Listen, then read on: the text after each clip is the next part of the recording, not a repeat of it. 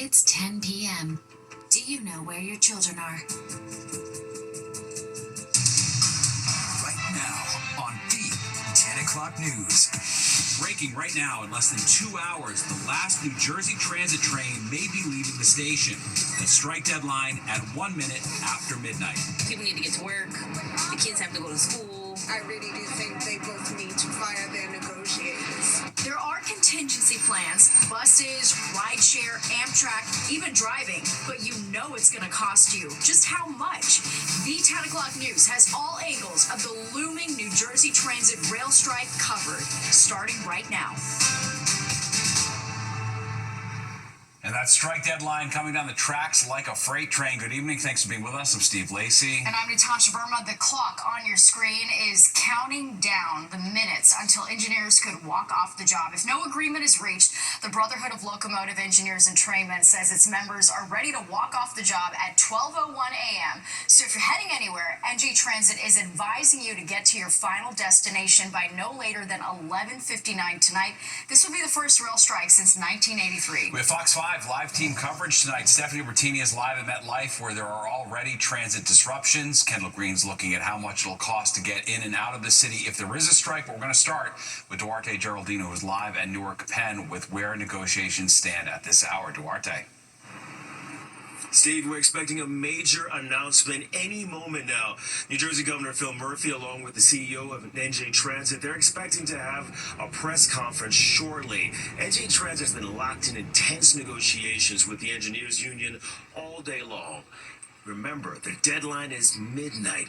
Did they reach some breakthrough, or are they both playing hardball? We're going to find out momentarily. We are screeching towards the deadline, and the pressure here at Newark Penn Station is incredibly intense.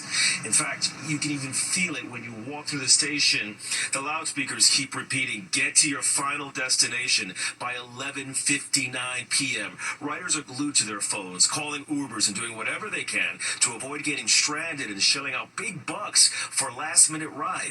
In NJ Transit train engineers, if they walk off the job at midnight, it would trigger the state's first major rail strike in more than 40 years.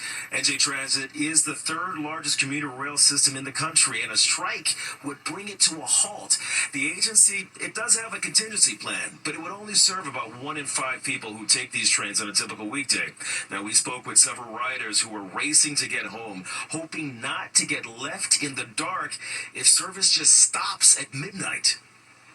I just want to make sure I get home, so I'm taking an Uber home from here to make sure we're all good. So you timed the train tonight? Tonight, yeah, to make sure. Because they've been warning you. They've been pretty official about making sure you know.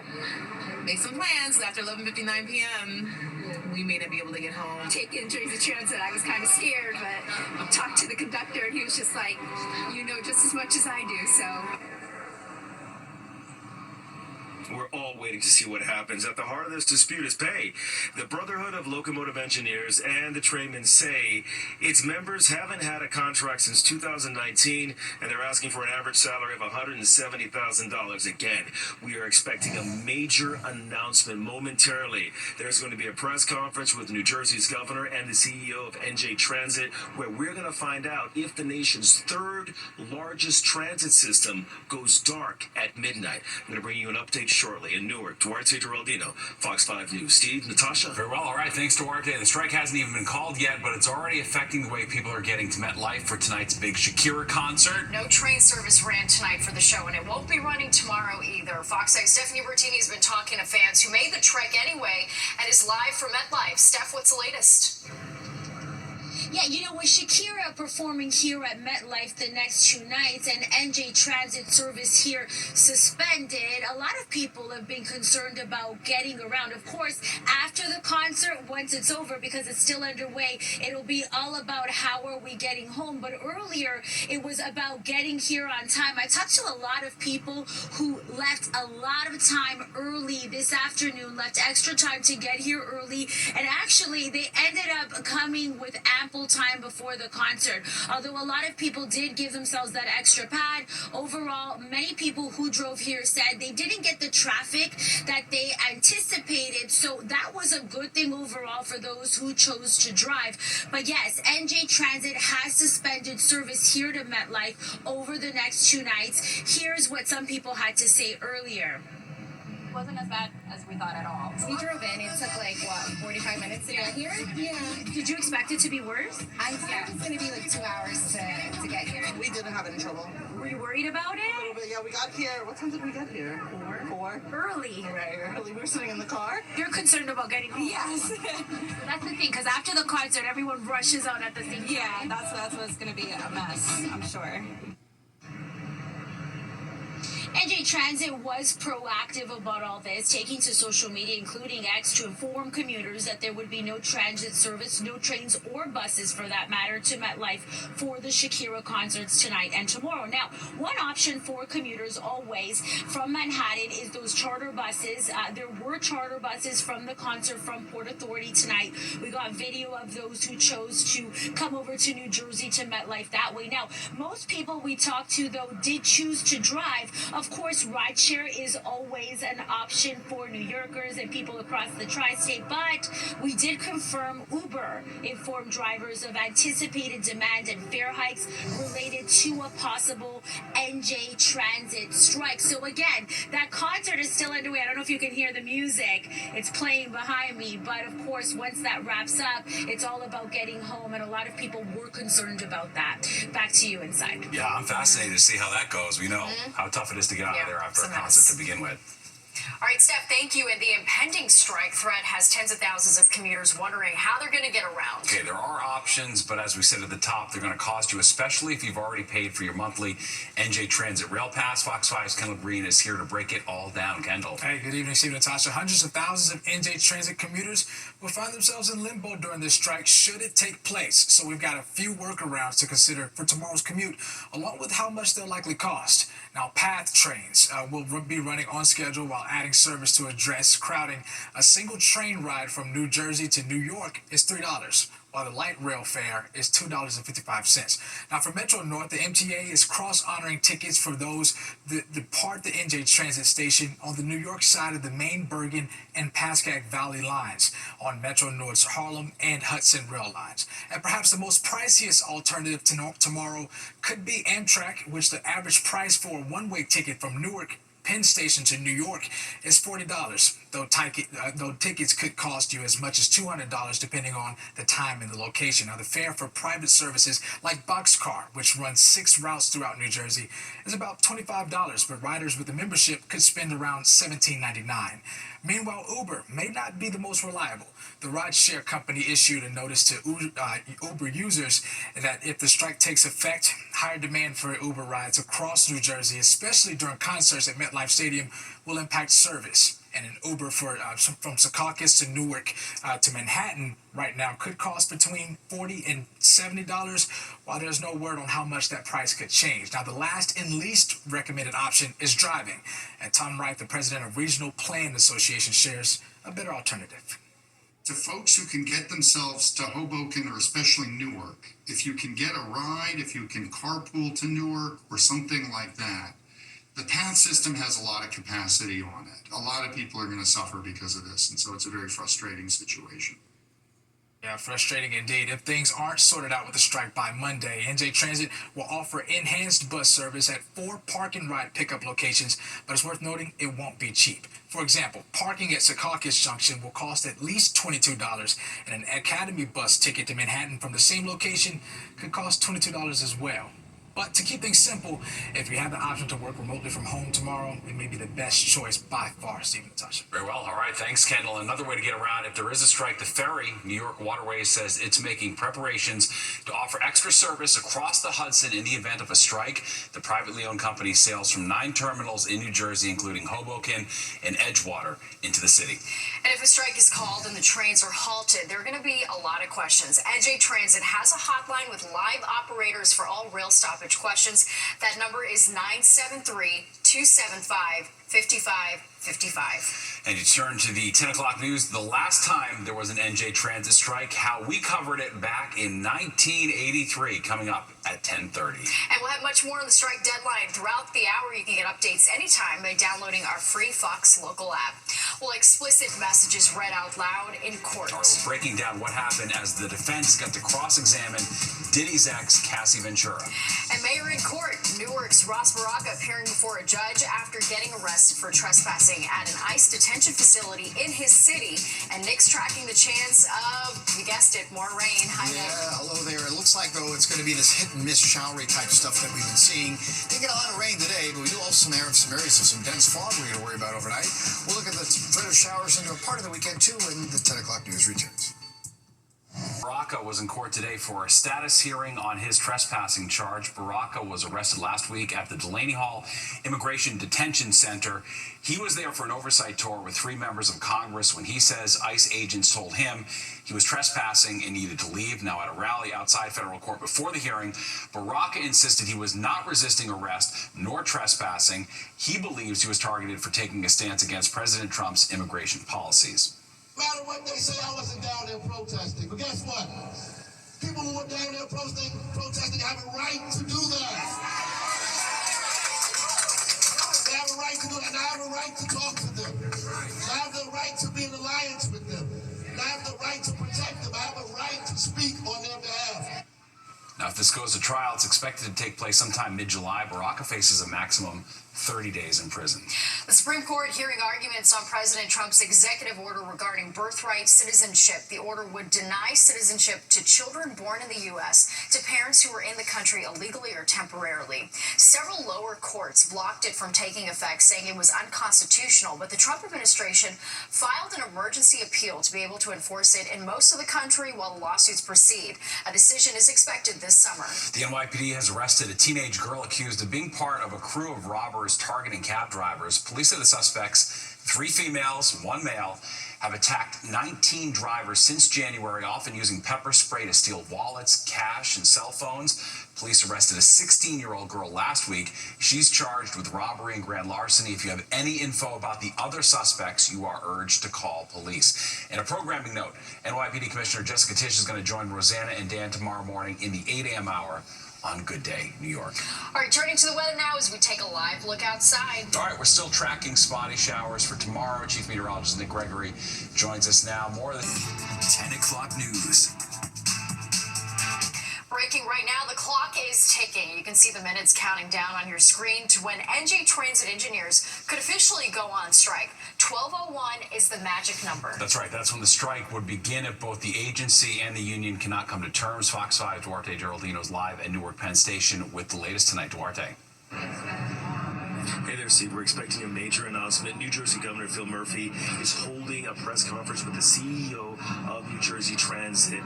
New Jersey Transit has been in intense negotiations all day with the engineers union.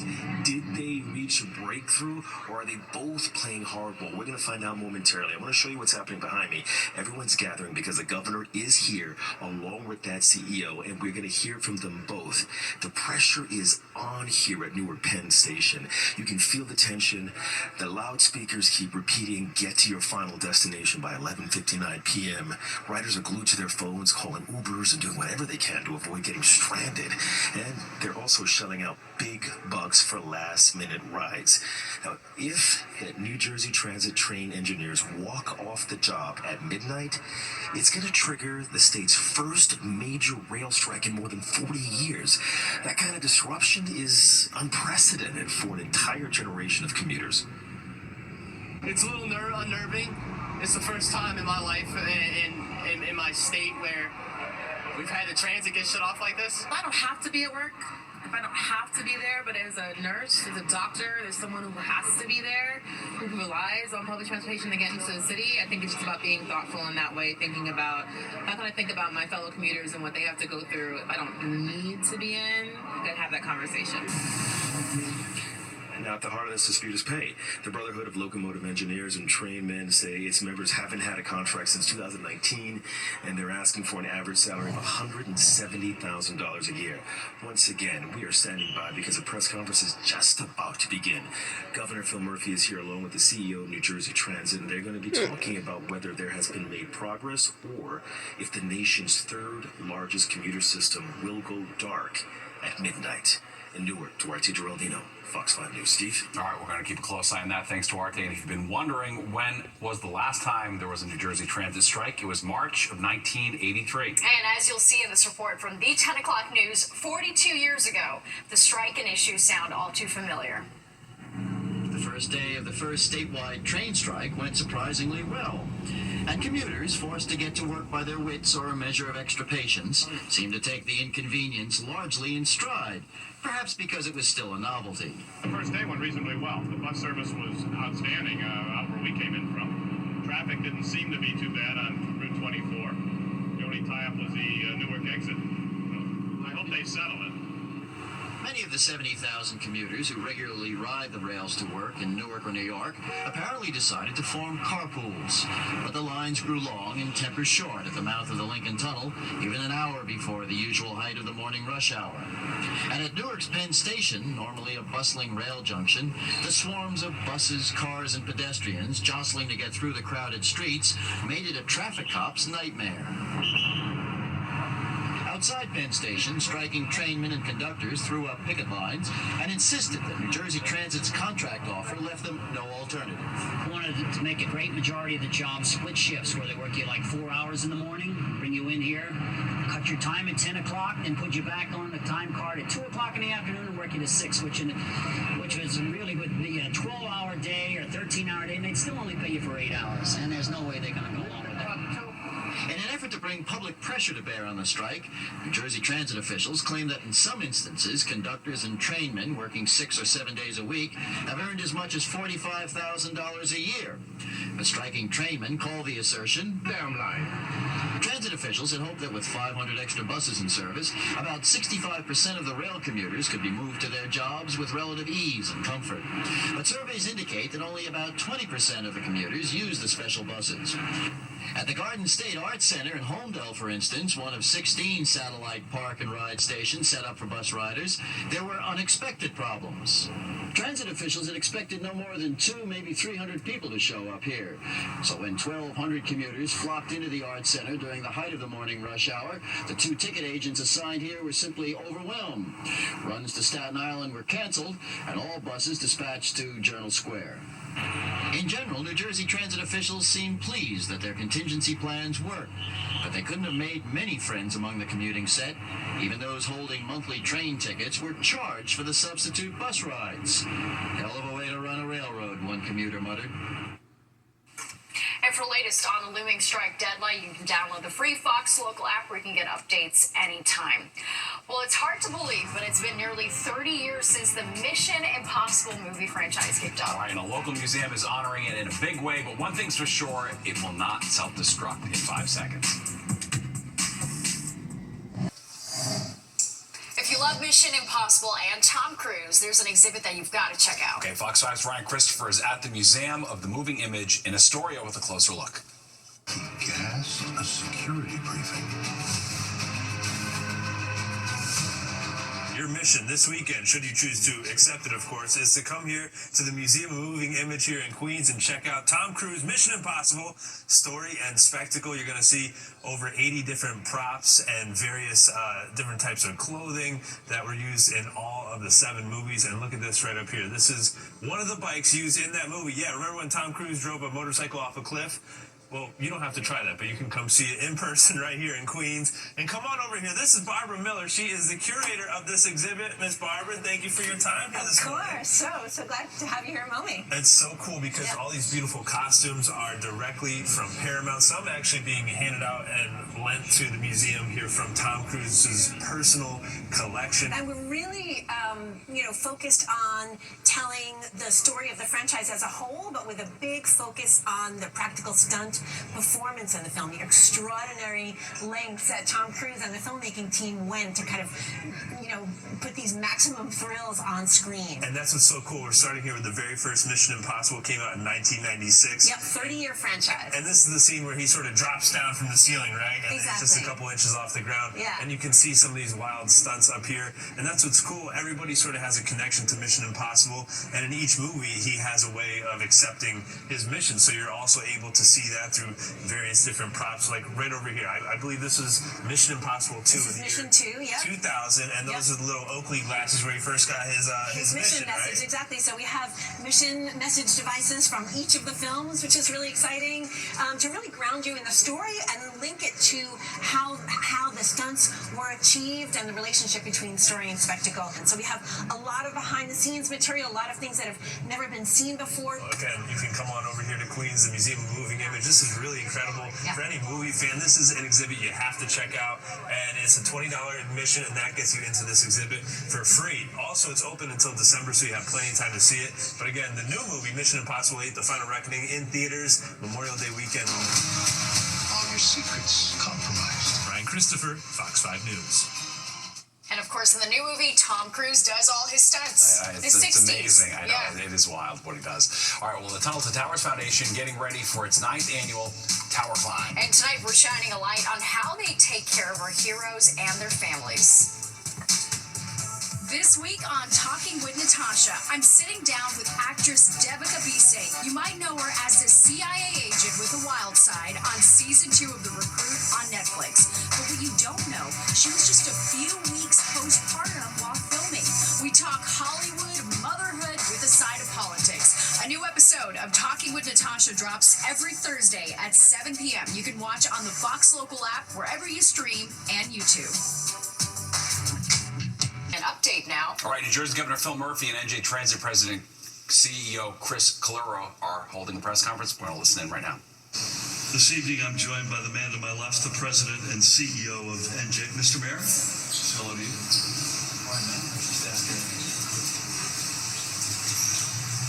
Mayor Ras J. Baraka, thank you for being with us. This evening, I'm joined by the president and CEO of NJ Transit, Chris Calero. You'll hear from Chris in a minute. He will help explain the current status of negotiations and how we are stepping up to help New Jerseyans get where they need to go in the event of a strike. First, a little bit of context, if I may.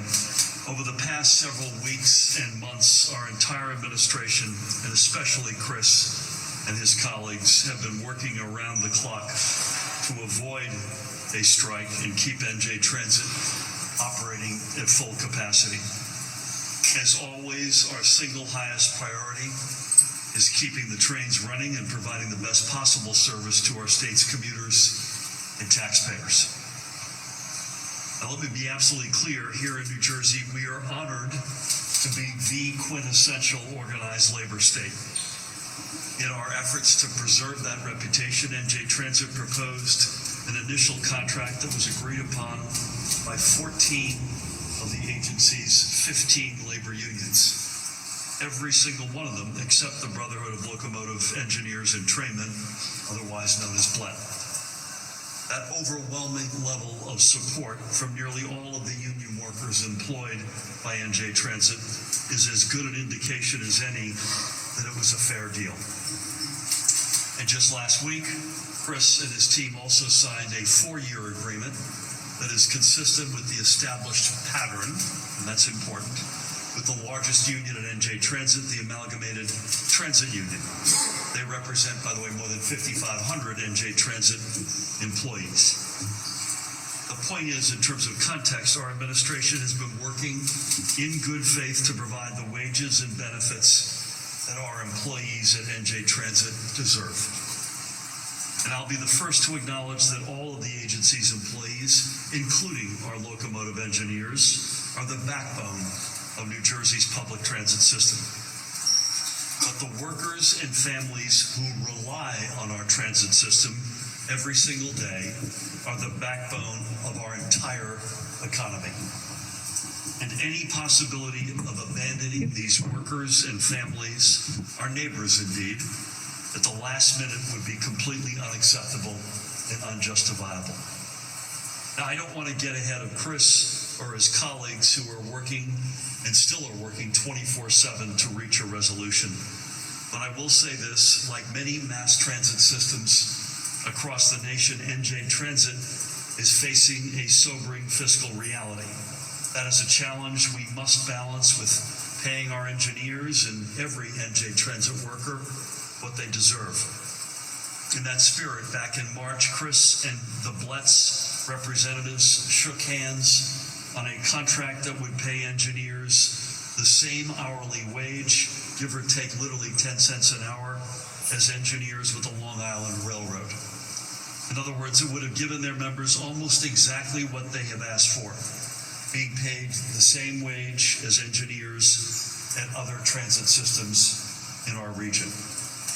And crucially, that contract would have provided our engineers their hard-earned raises without blowing up NJ Transit's budget. Indeed, at the time, Bletz General Chairman Tom Hass even called it, and I quote him, a fair and fiscally responsible, quote, contract. So while the Bletz members ultimately rejected that agreement, this much is without dispute.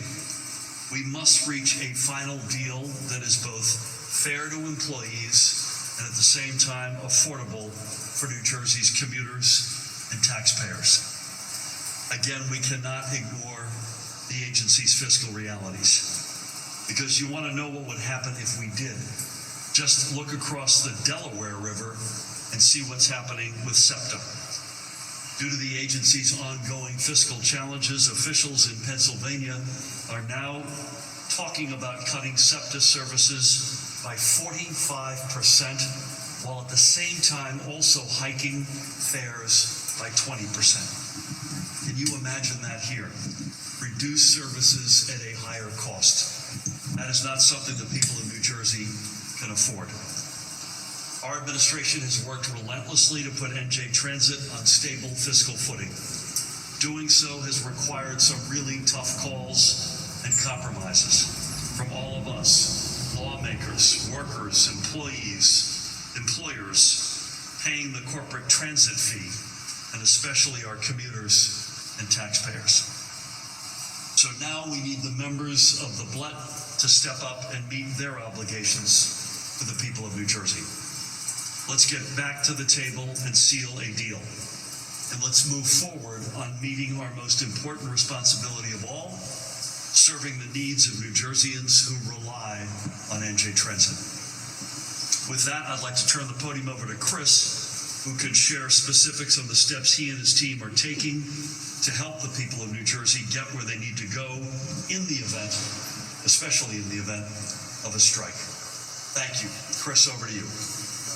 Thank you, Governor, and thank you for your leadership and your trust in the agency to make sure we carry out our mission to make sure that the 350,000 daily riders get from their place of home to work and back safely and efficiently. That has been our mission since the first day. It will be our mission till the very last day of this administration, and I'm sure beyond. For those of you who have heard me speak on this subject in the last several weeks, I've said, thanks to Governor Murphy's guiding principle, that any deal we strike must be fair and fiscally responsible. It's not an either or. It is a conjunctive. Both have to be met. And that is the spirit in which I've approached these negotiations from the very start, going back to my first week on the job. As early as this past Monday, we were invited by the National Mediation Board. Both parties voluntarily appeared in front of the board, precisely with the intention of reaching this fair and fiscally responsible deal. In fact, I said so much to the board when I met them. I said, that is the only thing that matters in these negotiations. So what has happened since?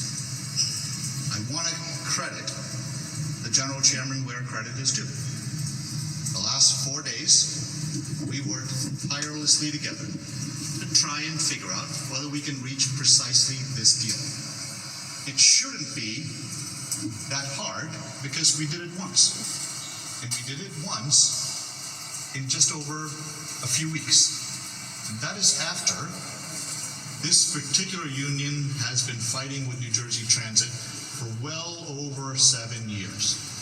So we certainly, I thought, did something that was right, which is adhere to what his objectives were and still adhere to what the governor has always stated as recently as his budget address, that he intends to leave this state in a fiscally sound manner so that no other governor, whether it's next year or years from now, will be holding a fiscally irresponsible package that we negotiate.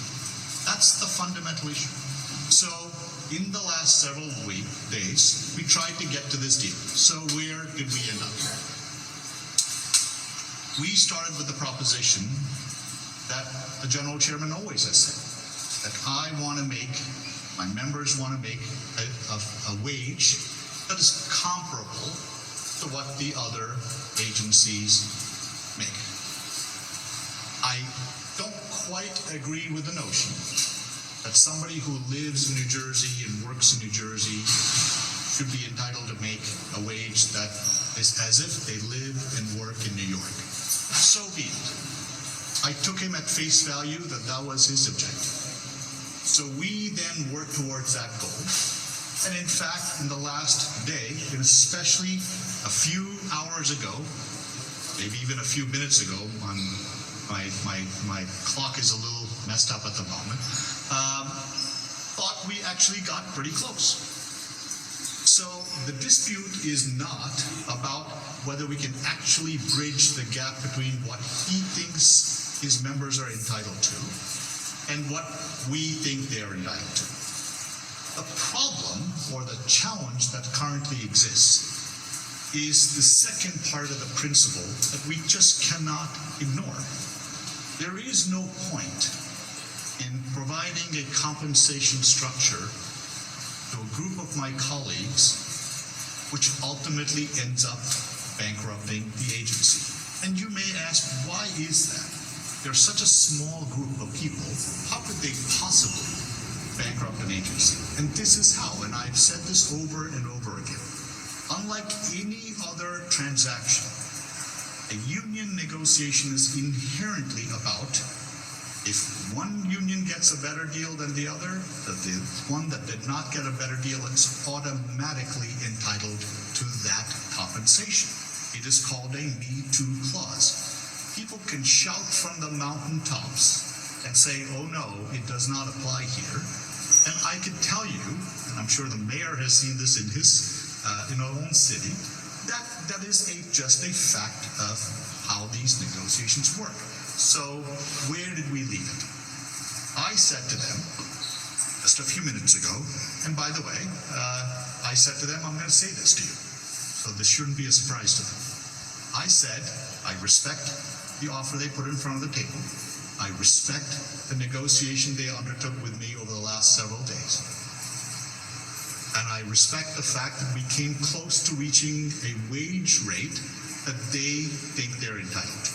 Those are all facts. Where we could not bridge the gap is this Me Too clause. There was no way in which the structure that was proposed by the union could ever allow. All right, you've been listening to New Jersey Governor Murphy and NJ Transit President giving us the update on the rail strike, and at this point, no deal. That's the headline. That's the takeaway. They continue to work to reach a deal with the engineers union. Yeah, and Governor Murphy saying, let's get back to the table and seal the deal. 12:01 is still the deadline before NJ Transit comes to a halt. All right, that does it for us tonight. Take care.